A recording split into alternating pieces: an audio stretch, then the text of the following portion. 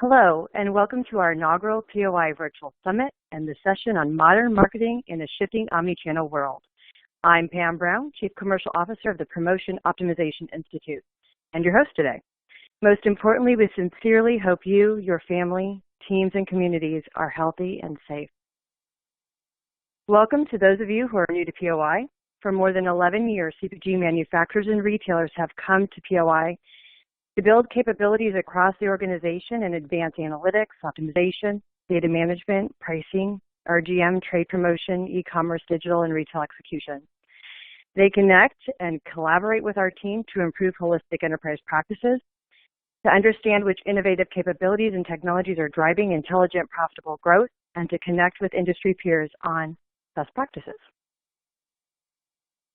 The POI organization would like to thank our CPG manufacturers, retailers, academia partners, and the solution provider community for their support with our POI initiatives, including our new virtual summit that we are experiencing today. We hope you enjoyed Kantar and Nestle's session on new ways forward through category management, trade optimization, data knowledge, and experience, including how to move forward with people and projects in the distributed workforce. In this upcoming session on modern marketing in a shifting omnichannel world, you can participate in the Q&A session by asking questions at any time. Just type them into the Ask a Question text box on the bottom left of the console. We will answer as many questions as time permits during the presentation or afterwards via email. If you're watching the session on demand, you can still send us a question and someone will respond within 48 hours via email. If slides are not advancing, please press F5 key or Control R on your keyboard to refresh your console. Now I'm going to turn it over to Colby Sheridan, Global VP of SAP Sales and Marketing Solutions, Consumer Products Business Unit, to introduce Ken Krasnow. Thank you, Pam, and thanks also to the POI for creating this great opportunity for us all to come together virtually. And I also want to give my thanks as well to the attendees for spending some of your day with us in these strange times, and hope you can come away with some key learnings and new perspectives. We've been seeing the effects of the evolution in the consumer products industry for some time, specifically transitioning from the classic 2 moments of truth, first coined by Procter & Gamble years ago, to what we now see as moments of opportunity, which have dramatically shaped consumer shopping patterns. And what's now very clear is that COVID-19 is acting as a catalyst, accelerating the resulting shift in consumer behaviors by as much as 5 years. The only question will be which new habits will stick and which values will drive lasting consumer sentiment and purchasing decisions. These massive changes will drive implications across the enterprise, affecting new product innovations, supply chains, and certainly sales and marketing decisions and organizations. To explore that last point a bit more, I'm excited to introduce our next speaker, Ken Krasnow, Vice President, Omnichannel Marketing with Henkel. Ken will share how Henkel is driving new levels of consumer interaction by advancing marketing and digital capabilities to place the consumer at the center of decision-making, marketing, and investments. Let's welcome Ken. Thank you so much. It's really wonderful to be here. I think we would all agree that marketing has always been about art and science. And I think what makes it modern is leveraging new thinking and new capabilities to connect in more deeply resonating ways with consumers and grow our businesses as a result of that.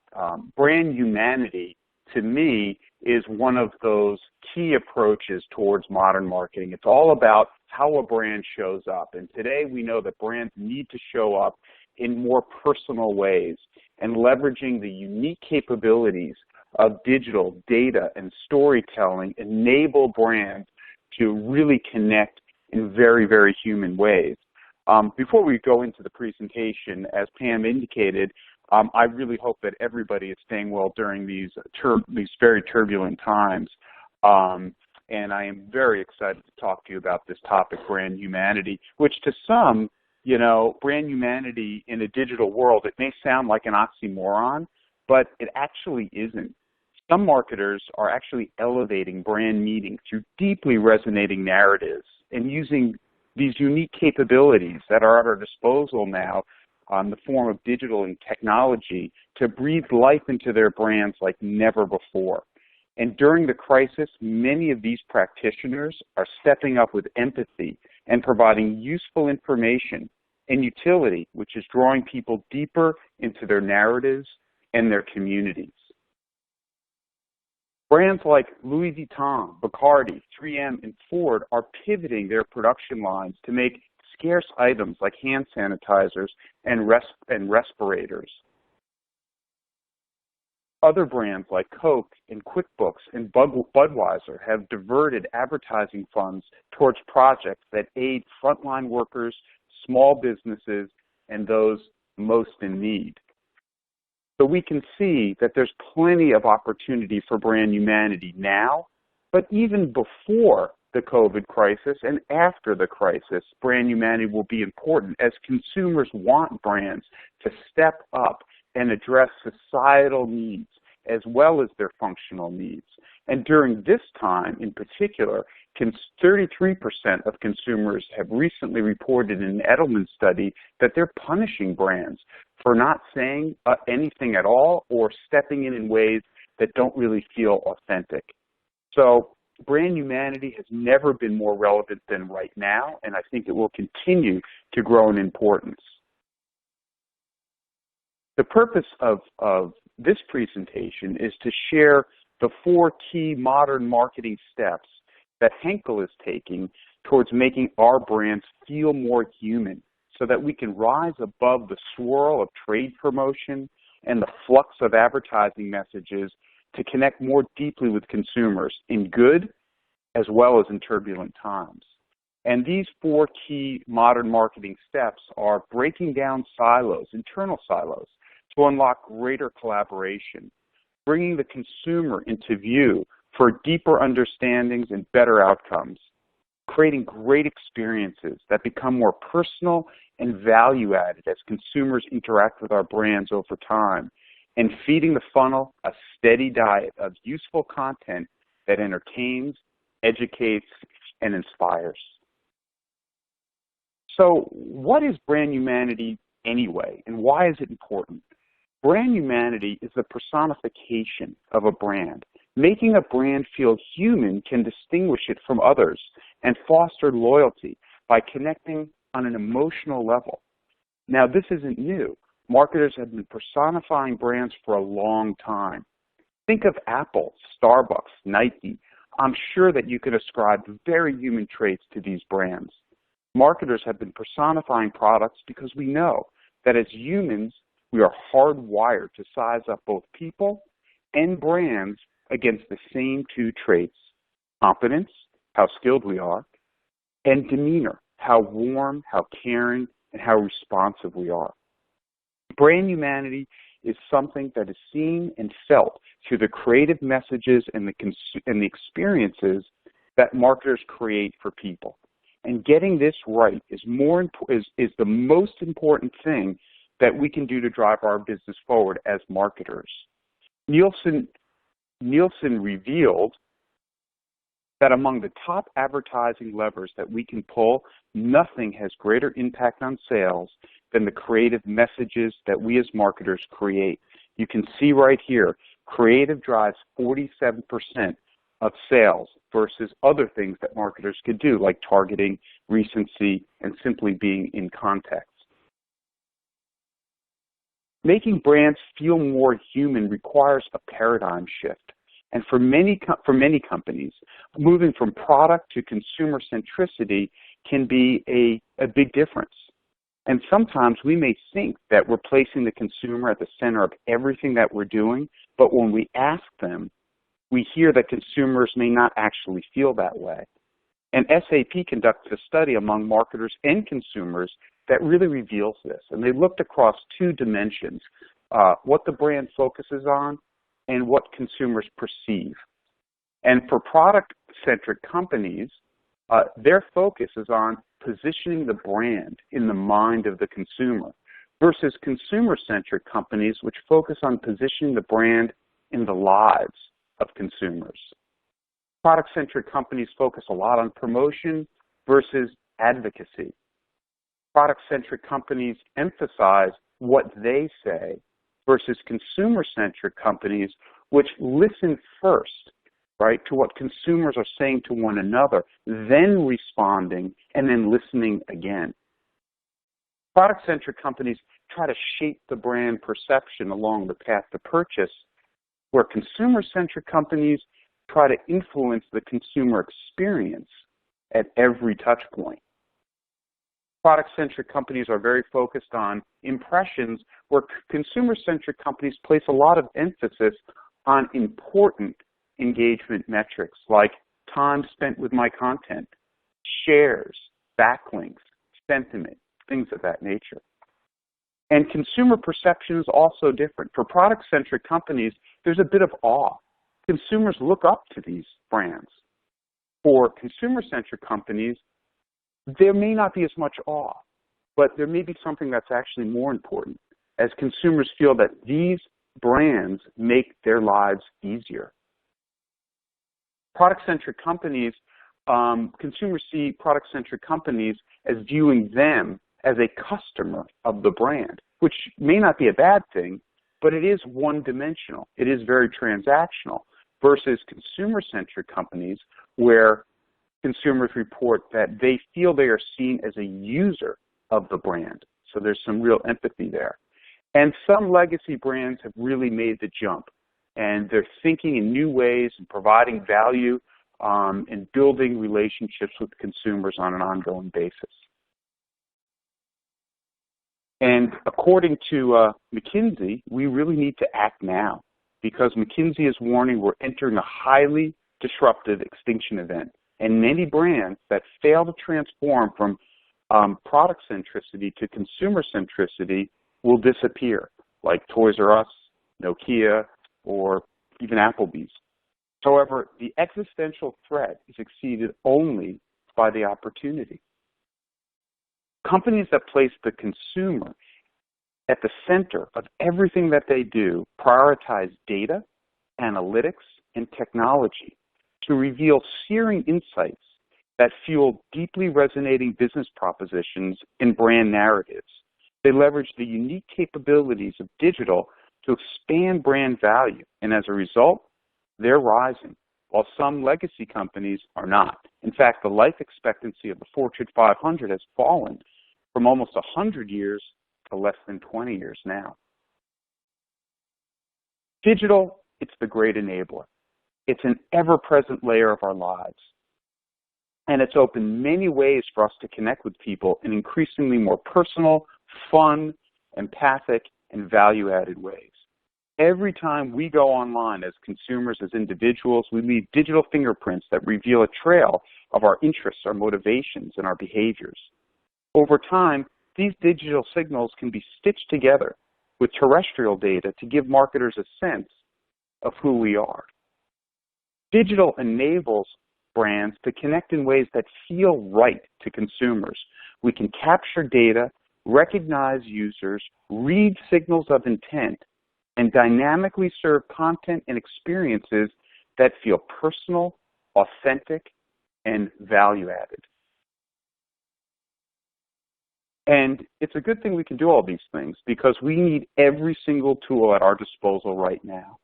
As brands today face significant headwinds, consumer trust in brands has decreased, attention spans have fallen, patience has run out for being interrupted by advertisements, and at the same time, expectations have risen on the heels of nimble, digitally born companies that provide intuitive experiences that never cease to amaze.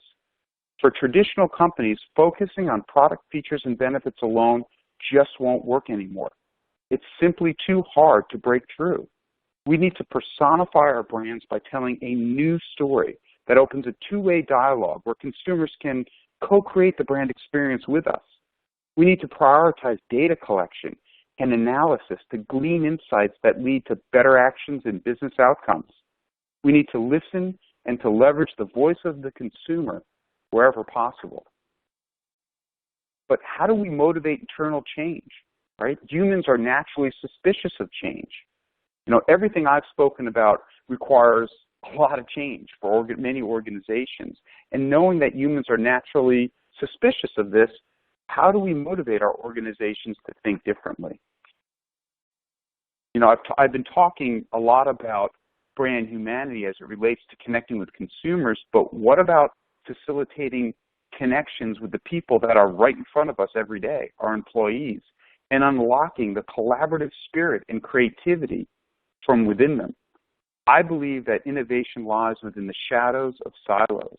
It's up to us to unlock that innovation and collaboration. So at Henkel, we broke down the silos, and we're accelerating collaboration and the support that individuals need from one another as they work through big change. My omni-channel team consists of all the consumer touch points. 7 groups that at one point were under different managers are now under one manager, me, and I have the great pleasure of that. But media, digital marketing, shopper marketing, merchandising, promotions, packaging design, even the consumer call center. And we did this to make sure that all these teams are working together, because if we're siloed and fragmented internally, we have no chance of delivering a seamless message to consumers. It'll only be disjointed with broken pathways and dead ends. And so what we've done is we created close physical proximity. Everybody sits pretty close to each other, but we've also created mental proximity. All of us are on the same mission, which is to collect data at every touch point to fuel the seamless omni-channel orchestration that we're after.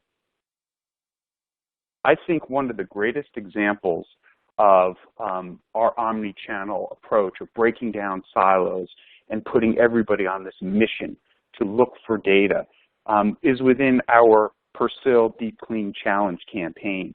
A really fun story is I have this woman, Melody, who runs the consumer call center. One day I noticed that she was laughing and just having a great time, and other people around noticed as well. And we asked her what was going on. And she shared these love letters that she was getting from consumers about Persil laundry detergent. And we were shocked to see what people were saying. One woman had said to us that her husband, who is not an effusive man, doesn't pay her many compliments, came home from work one day and was just so happy and pleased and thankful for her doing the laundry.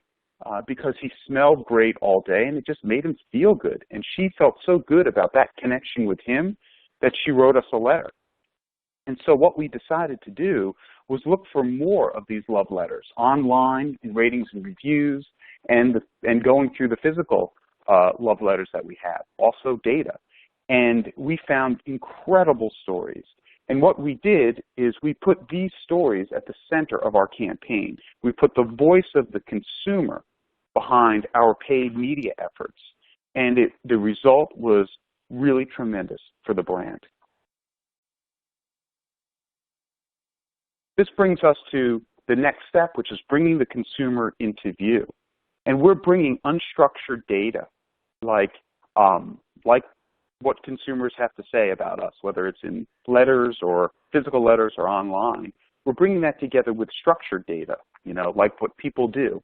And all of this data, is coming together for us so that we can, find new and deeper ways of understanding the consumer. One of another interesting case here in terms of gleaning some really tremendous data was our initiative around leveraging big data to find the hidden consumer. So what we did here was we actually had a few projects where we've been able to capture not only exposure files, which is tremendous in the form of cookies and device IDs, but also geographic information as well, and attributes with regards to the people that live in certain geographies. And all of this, so for example, one of these use cases was a machine learning project where we were looking to find high potential brand buyers that live near one of our big retail customer stores. And what we were able to do was basically create a marketplace model in the cloud and feed that model algorithms, feed the model's algorithms data across 3 dimensions: people, places, and things.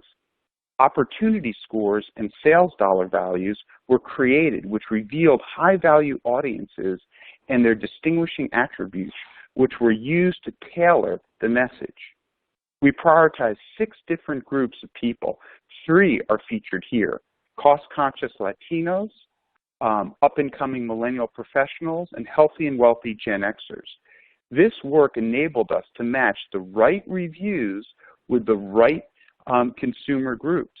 For example, healthy and wealthy Gen Xers received Persil reviews that reflected their sporty lifestyle. The review emphasized Persil's superior odor fighting capabilities. And not only did the campaign achieve positive results, but it generated lots of rich data, which we modeled we modeled it within our consumer data platform, and we pumped it into our media ecosystem. And this approach enabled us to increase our return on ad spend by more than 2 times versus traditional messages. So I'm populating here what that looked like. So all of this data is collected and organized and modeled within our consumer data platform. This enables us to identify, score, and push out high-value audiences to a wide variety of media partners, which, as I mentioned, is leading to greater media targeting and efficiency. Beyond digital interactions, we value collecting data by directly speaking with people. This helps us build empathy maps, which reveal what people are, feeling, thinking, and doing throughout the path to purchase. With this, we're looking to surface unique and predictable tension points that we can provide solutions for. All of this information is used to obtain a clearer and clearer view of the consumer and to create brand personas, as well as a 360-degree view of individual consumers across their terrestrial, online, and device identities, so that we can serve them the right message at the right time on the right device. This also, this way we can develop really responsive ecosystems tailored to specific brand goals. Now, all brands want to do 4 things. They want to prospect, they want to acquire, they want to attain, and they want to grow consumers. And what we're focused on doing here at Henkel is building overarching narratives that span the entire path to purchase. And we want to be really thoughtful with regards to the purpose for every single piece of content we develop and that we distribute throughout our media ecosystem. So some of that content is all about prospecting. The goal is not necessarily to drive sales. It might be around just reaching consumers and encouraging them to take a high-value action. So, for example, when we prospect, we may put messages out in search or on forums or in other content that lives on our sites. And the goal there could be, simply to reach consumers with meaningful information. A call to action may encourage them to take a high-value action, which would be to sign up for an email, or it might be to create an account. From there, they may even buy, clicking a Buy It Now button, for example. Now we want to retain them. For many consumers, it's important that we stay in front of them on an ongoing basis. So it's an ecosystem that we're trying to create that once again becomes more personal and value-added the more that people interact with our brands. And we need to power this ecosystem with the right technology. We have a data lake which houses both structured and unstructured data coming in from IoT devices, websites, mobile apps, social media, and corporate applications. We also have a consumer identity and access management platform. This is a repository for known data, including personal identifiable information. The CIAM information, the Consumer Identity and Access Management information, is pushed to a content management system where rules for specific messages, creative, and journeys can be associated with specific known data within the CIAM platform. Our customer data platform organizes and appends consumer data from the CIAM, media, and web interactions. Our consumer data platform data is pushed into our CRM platform where journeys and activations are set up, executed, and analyzed. And then engagement occurs. We're monitoring, optimizing, and measuring. The last piece of my presentation might be the most important piece. This is about telling great brand stories, creating a story arc, and the content strategy that spans the entire purchase journey, as I alluded to before. There are no better examples than I can think of than Red Bull, Patagonia, and American Express. Each brand has an intimate knowledge of its users and develops content so rich that it doesn't feel like advertising. It feels fun or very, very useful information. Patagonia is a great example. They stand for something big, building the best products without causing unnecessary harm and using business to inspire and implement solutions to address the environmental crisis. They tell that story, their story, through a content strategy that actually starts in the middle of the funnel where brand lovers reside and brand preference is formed. This is where long-form content, podcasts, and editorials live. And these materials are produced to feed the entire marketing mix versus starting with a TV commercial and trying to cut it, squeeze it, and force it through other media channels. At Henkel, we're delving into content strategies as well. Collectively, our laundry brands stand for quick and clever ways to overcome life's little messes. We want to tackle relevant functional and emotional issues that families face by stimulating discussions and providing solutions with a growing community. To do this, we know that we need to tell a more engaging story, one that goes beyond just the core features and benefits of the product.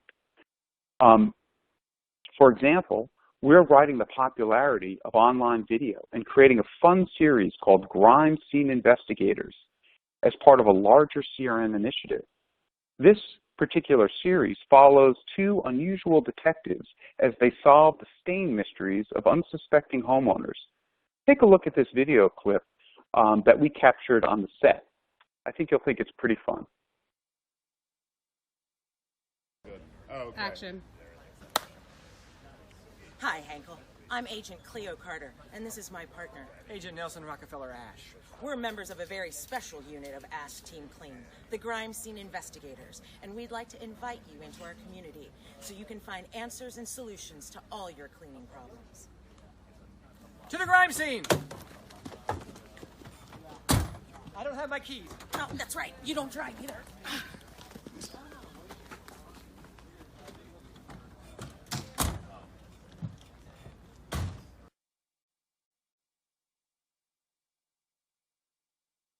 For our Got2Be hairstyling brand, we produced Turning the Tables, a 9-episode original scripted video series on YouTube.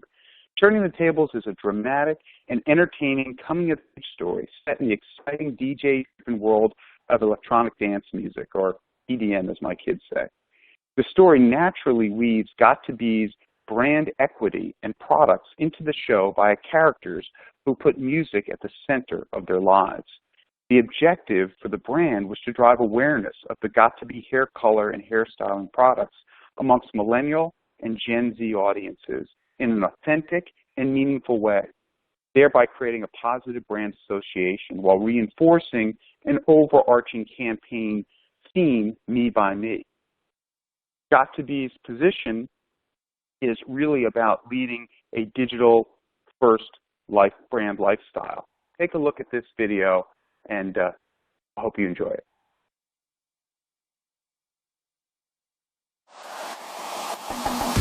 I just need you to trust me. I can feel it. It's honest, and it's real, and it's me.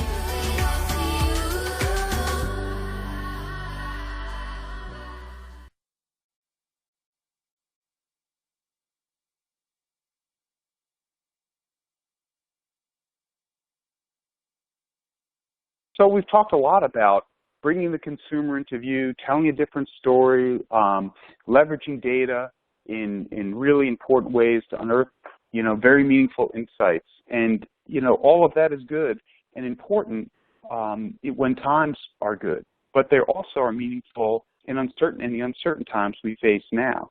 And you may be wondering, how can leverage insight, data, to come up with content strategies that fit where consumers' heads might be right now. I recommend a 3-step process. Number one, take stock of your current situation. In the wake of COVID-19, it's important to reevaluate where your brand stands on the key components of any effective marketing strategy: consumer behaviors, content consumption, channel allocations, creative messaging, and measurement. Sizing up these 5 categories will reveal the roadmap to how your overall marketing and content strategy may need to pivot during and after this health crisis. Step 2, refocus efforts on building trust before engaging. As we said before, according to that Edelman study, a third of consumers claim that they have punished brands that haven't responded well to the health crisis. Brands who commit to these 4 considerations during the pandemic have the potential to weather the storm stronger and become more connected to their consumers. Number 1, show up and do your part. Brands have a vital role to play. Now is not the time to disappear. Number 2, don't act alone. There's strength in collaboration. To truly help people during this crisis requires joining forces with others. Solve, don't sell. Brands should focus all efforts on finding appropriate and meaningful solutions to the problems that their target market is facing today, and communicate with emotion, compassion, and facts.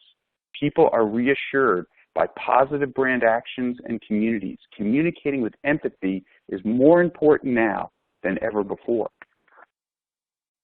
Step 3 considers a new marketing framework. Consumers are looking to the brands that they trust and love for a sense of control and comfort to help them navigate through this time of uncertainty. Brands can tailor their content across the spectrum of consumer sentiment, current spectrum of consumer sentiment. So what we've done is, through social listening, is we've come up with what we believe that spectrum is. We think consumers are, looking for, they're feeling kind of, very, very nervous, and they're looking for cautious security, a desire to avoid greater risk and be protected from threats, cautious empowerment, a need to increase control and feel empowered and authorized and equipped, and optimistic engagement, seeking a way to unwind, release anxiety through activity, and even support for frontline workers. Brands must define their opportunity and commit to a narrative. There are sub-segments under each of these dimensions that I just covered that could further help brands find and tailor their strategy. So under cautious security, keeping people, at home, offering comfort, directing to credible sources. Under cautious empowerment, providing information that may help people feel relieved from financial burden, providing actual value that may accomplish that objective, uniting communities, making necessary goods and services available in this time of scarcity for some products. Under optimistic engagement, inspiring and motivating people, providing a fun experience, supporting essential personal and frontline workers is very important for consumers at large. At Henkel, we're meeting consumer needs by adjusting our approach a bit and leveraging this strategy. We know that it's important to keep people at home and make sure that people are social distancing and quarantining.